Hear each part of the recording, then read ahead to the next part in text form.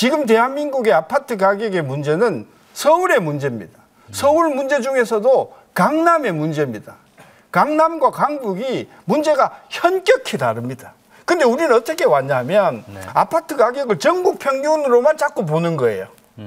서울은 10% 넘어가고 지방은 마이너스 10%니까 평균하면 제로다 이거예요. 그럼 아파트 가격이 굉장히 안정되어 있다 이렇게 우리가 평가를 하거든요. 아닙니다. 대한민국의 아파트 가격의 문제는 특히 서울의 문제입니다. 그런 면에서 6.27 대책이 금융규제 아닙니까? 대출을 억제하는 거 아닙니까? 6억 이하를 대출해도 그렇게 한들 강남이 잡히는가? 안 잡힌다. 왜? 강남에는 돈을 빌려서 투자하는 사람들이 거의 없다. 저는 그런 면에서 6.27 대책이 물론 없는 것보다는 나으나 서울의 아파트 가격을 잡는 것에는 근본적으로 한계가 있다. 그러면 서울의 아파트 가격이 이렇게 뛰기 시작한 게 작년 가을서부터 뛰었는데요. 이게 왜 뛰었을까요? 공급이 갑자기 줄었을까요? 아닙니다.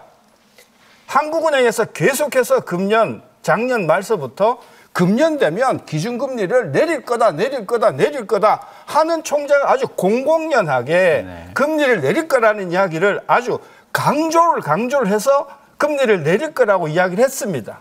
그러니까 결국은 기준금리 내려가면 아파트 가격 특히 돈 되는 서울에 있는 가격은 올라가겠구나.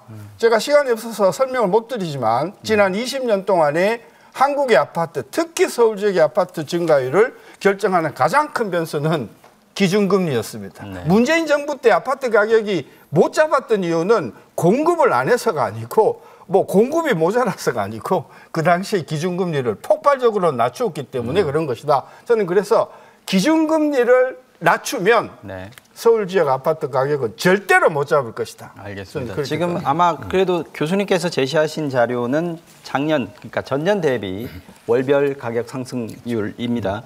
근데 아마 지금 잡았다, 지난번 6.27 대책으로 안정시켰다라고 말씀하신 부분은 그 부동산의 가격 상승률, 월별 상승률을 봤을 때 좀 잡는 효과가 있지 않았냐 하는 부분이었던 것 같아요. 일단 상승률이 완연히 둔화되고 있고요. 중요한 건 대출 받아서 집 사는 사람들이 급격하게 감소하고 있습니다. 그러니까 아까 교수님께서 강남의 아파트는 빚을 내서 사는 사람이 없을 거다라고 말씀하셨는데 최근에 강남의 서초구에 집을 산 그 내역을 보면요. 주택 담보대출 비율이 50%입니다. 그러니까 40억 원 집을 사는데요. 20억 대출을 받아서 삽니다.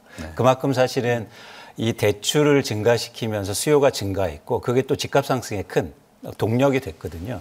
그런데 말씀드리고 싶은 건 뭐냐면 부동산 시장도 그렇고 자산 시장은 이 정책의 시차가 존재합니다. 다 아시다시피.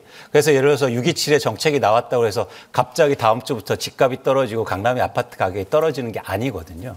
그런 차원에서 아까 교수님께서 보여주신 그 그래프가 원인 파악을 다시 해볼 필요가 있습니다. 특히 2025년도에 집값이 빠르게 상승한 이유는 이제 두 가지가 원인인데요.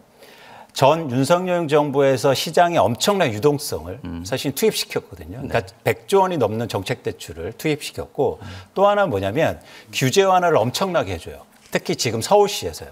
재건축 규제 완화를 해주니까 투자나 투기 수요들이 몰리면서 집값 상승의 동력이 됐고 그게 지금 나타나고 있는 현상이거든요. 그런데 이런 상황 속에서 그냥 뒀으면 이게 강남을 넘고 강북을 넘고 수도권으로 넘어서 아마 전국으로 퍼졌을 가능성이 굉장히 높아 보입니다.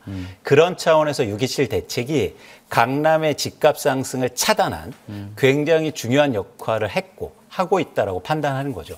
그런데 이 정책으로 한국의 부동산 시장이 갑자기 안정되지는 않을 겁니다. 그러니까 앞으로 계속 이런 정책이라든지 아니면 각종 대책이 나와야겠죠. 그런 차원에서는 제가 효과적이라고 말씀드린 거고 또 하나는 뭐냐면 아까 이제 금리를 말씀하셨는데 그래서 중요한 거예요. 정책이.